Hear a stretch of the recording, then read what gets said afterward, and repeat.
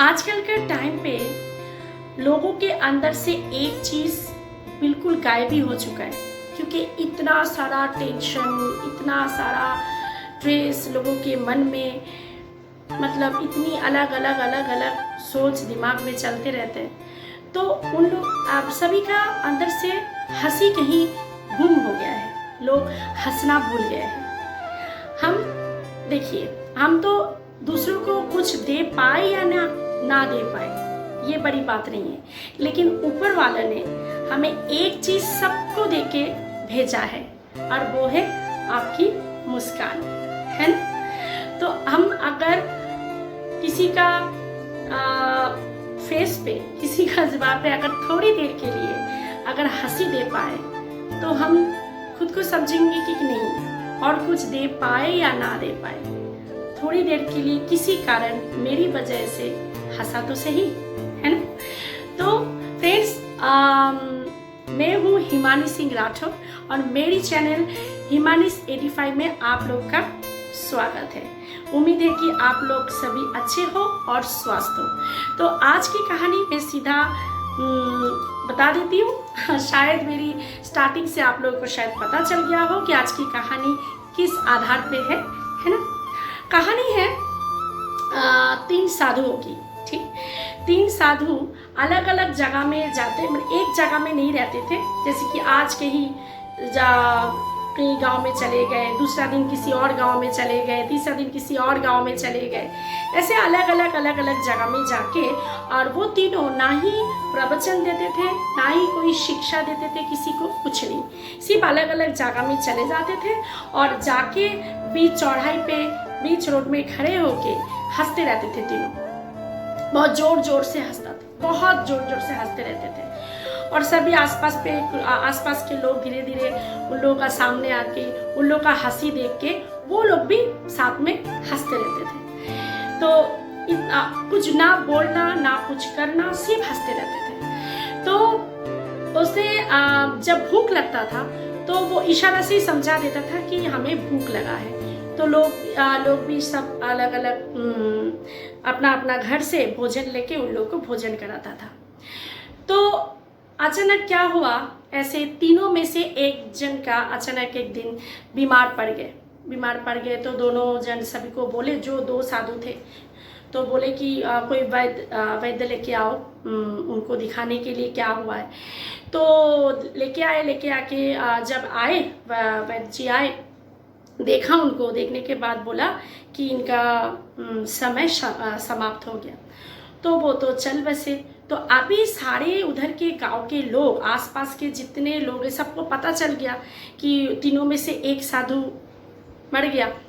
तो अभी लोगों का सोच, ठीक है, लोग क्या सोचने लग गए कि अभी तो ये दोनों रोएगा, बहुत रोएगा, है ना, क्योंकि एक जन चला गया। तीनों जन आपस में दोस्त थे, तो नेचुरल बात, एक जन चला गया तो दुख तो हो गई। तो अभी तो कहाँ, अभी हंसी उसी तो गायब हो गया, ये लोग सोच रहे। लेकिन जब पता चला कि वो तीनों में से एक जन जो चले गए, तो सभी आए देखने के लिए, भीड़ हो गया एकदम से।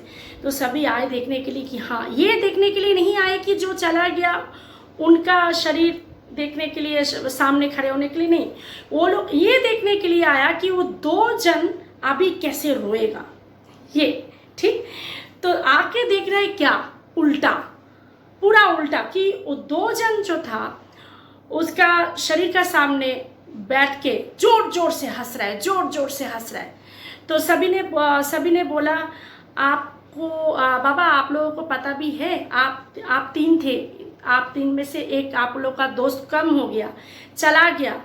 अभी तो कुछ तो अंदर जो कष्ट हो रहा है उसको तो बाहर निकालो, क्यों हंस के अपने आप को मतलब गलत फहमी करा रहे हो, या अपने आप को भुलाने की कोशिश करो, रो बाबा रो।